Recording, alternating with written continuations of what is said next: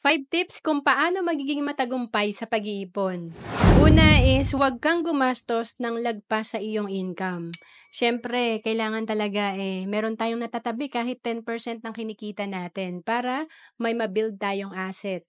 And pangalawa, gumawa ka ng investment goal.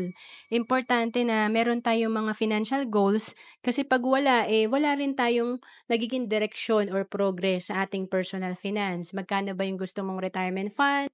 Pang-college fund ng mga anak mo, gusto mo bang makapag-retire ng maaga? So, importante talaga meron tayong plano at gagawin natin ang action.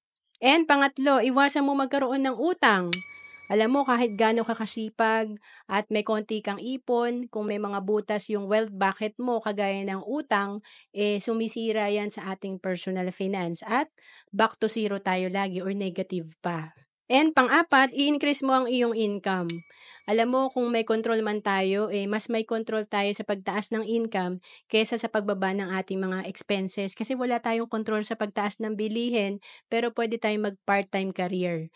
And panglima, magkaroon ng disiplina sa paghawak ng pera. Kailangan talaga may gagawin kang sakripisyo. Siyempre, sa umpisa lang yan habang ikaw ay nagbibuild pa ng iyong ipon at wealth.